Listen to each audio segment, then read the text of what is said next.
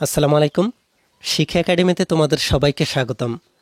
এই ভিডিওতে আমি তোমাদেরকে ষষ্ঠ শ্রেণীর বিজ্ঞান অনুশীলন বই থেকে চতুর্থ অধ্যায় রোদ জল বৃষ্টি এ অধ্যায়টির নবম সেশন নিয়ে আলোচনা করব। আর এই সেশনে তোমাদেরকে এখানে একটি ছক দেওয়া হয়েছে। এই ছকটিকে তোমরা কিভাবে পূরণ করবে আমি তোমাদেরকে তা দেখিয়ে দিব। তোমাদেরকে এখানে নবম সেশনের লেখাগুলোতে বলা হয়েছে, এই সেশনের শুরুতেই তোমরা আগের দিন বাসায় যে পরীক্ষা করেছো তা একটু আলোচনা করে দেখো তো।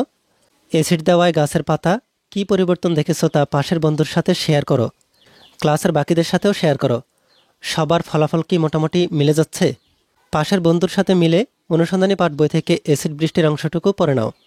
তাহলে তোমাদেরকে এখানে এই লেখাগুলোতে বলা হচ্ছে তোমাদের অনুসন্ধানী যে পাঠ বইটি আছে ওই বইটি থেকে অ্যাসিড বৃষ্টির অংশটুকুকে ভালোভাবে পড়ে নেওয়ার জন্য তোমরা অ্যাসিড বৃষ্টির অংশটুকুকে ভালোভাবে পড়ে নিবে। এরপরে তোমাদেরকে বলা হয়েছে শিক্ষক সহ বাকিদের সাথে আলোচনা করে দেখো অ্যাসিড বৃষ্টি কেন হয়। অ্যাসিড বৃষ্টির ফলাফলের একটা ছোট্ট নমুনা তো তোমরা ইতিমধ্যেই দেখেছ। লম্বা সময় ধরে এমন হলে উদ্ভিদসহ জীববৈচিত্র্যের উপর কেমন প্রভাব পড়ে তা তো অনুমানই করতে পারছো। তোমরা আগের সেশনে বাড়ির কাছে যে পরীক্ষাটি করেছিলে ওই পরীক্ষাটির কথা বলা হচ্ছে এখানে। এরপরে বলা হয়েছে লম্বা সময় এই বৃষ্টির আর কি কি প্রভাব পড়ে তাও দেখে নাও।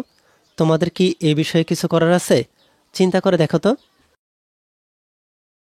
আগের সেশনের কথা অনুযায়ী গ্রিনহাউস গ্যাস বাড়ানোর পেছনে আমাদের ভূমিকা কেমন তা নিয়ে তুমি আর তোমার বন্ধুরা নিশ্চয়ই যথেষ্ট তথ্য জোগাড় করেছ। এবার একটু দলে ভাগ হয়ে আলোচনা করে দেখো দলের বাকিদের মত কি। সবার পাওয়া তথ্য একত্র করে সবগুলো কারণ যাচাই বাছাই করে দেখো।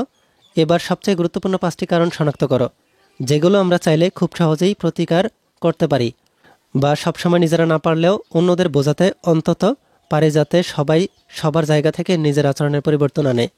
সবাই মিলে একটা পরিকল্পনা দাঁড় করিয়ে ফেলতে পারো। এরপর নিচে তোমাদের চিন্তাগুলো গুছিয়ে লিখে রাখো। তাহলে তোমাদেরকে এখানে নিচে গ্রিনহাউস সম্পর্কিত একটি ছক দেওয়া হয়েছে। এই ছকটিতে তোমাদেরকে প্রথমে বলা হয়েছে আমাদের যে 5টি কাজের জন্য বাতাসে গ্রিনহাউস গ্যাস বেড়ে যায়, এই তথ্যগুলো তোমাদেরকে এখানে লিখে রাখতে হবে। আর এই পাশে তোমাদেরকে এই গ্রিনহাউস সম্পর্কিত কাজগুলো কিভাবে এর সমাধান করা সম্ভব তা তোমাদেরকে এখানে লিখে রাখতে হবে। আমি তোমাদেরকে এই ছকটির জন্য একটি নমুনোত্তর দেখিয়ে দিচ্ছি। তোমরা আমার দেওয়া নমুনোত্তরটিকে ভালোভাবে দেখে তোমাদের নিজেদের মতো করে গ্রিনহাউস সম্পর্কিত 5টি কাজ দিয়ে এই ছকটিকে পূরণ করতে পারো। চলো তাহলে আমি তোমাদেরকে নমুনোত্তরটি দেখিয়ে দিচ্ছি। তার আগে তোমরা যারা এখনও আমাদের চ্যানেলটিকে সাবস্ক্রাইব করোনি তারা এখনই আমাদের চ্যানেলটিকে সাবস্ক্রাইব করে রাখো। আর যারা সাবস্ক্রাইব করেছো তাদেরকে অসংখ্য ধন্যবাদ। আমাদের যে 5টি কাজের জন্য বাতাসে গ্রিনহাউস গ্যাস বেড়ে যায়, প্রথমটি হচ্ছে অতিরিক্ত তেল, গ্যাস ও কয়লার ব্যবহারে গ্রিনহাউস গ্যাস বেড়ে যায়। কিভাবে এর সমাধান করা সম্ভব?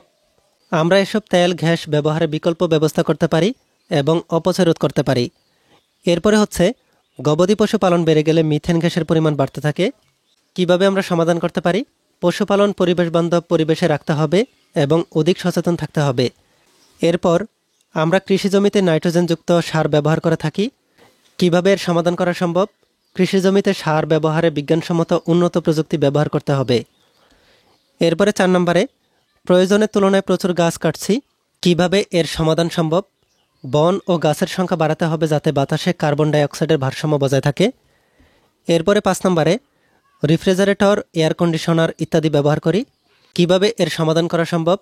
আমাদের গৃহস্থলিতে বৈদ্যুতিক যন্ত্রপাতি ব্যবহার কমাতে হবে। তাহলে আমরা এখানে দেখে ফেললাম কি কি কাজের জন্য বাতাসে গ্রিনহাউস গ্যাস বাড়ে আর কিভাবে এর সমাধান করা সম্ভব। এই ভিডিওতে এই পর্যন্তই। পরবর্তী ভিডিওতে আমি তোমাদেরকে ওদের বাকি কাজগুলোকে কিভাবে সমাধান করবে তা তোমাদেরকে দেখিয়ে দিব। এই ভিডিওটি তোমাদের কাছে ভালো লাগলে ভিডিওতে একটি লাইক দিয়ে দাও।